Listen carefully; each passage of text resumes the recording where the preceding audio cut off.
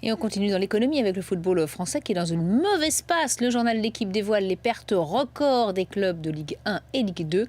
200 millions d'euros cette année. Thibaut Jean-Grande, Loïc Braillet.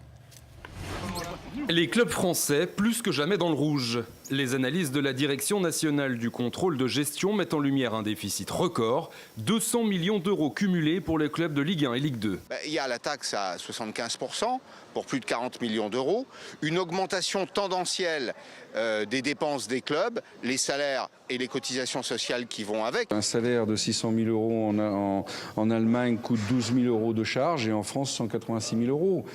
Si le Paris Saint-Germain payait les mêmes charges que Bayern de Munich, par exemple, ça serait un différentiel de 70 à 80 millions sur sa masse salariale. Pour relever les comptes, les clubs français pourront s'appuyer sur les droits télé, plus importants à partir de 2016.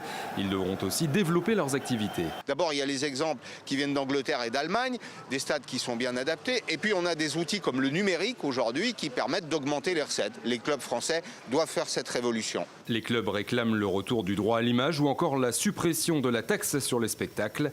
Un livre blanc sur la perte de leur compétitivité est en cours de rédaction.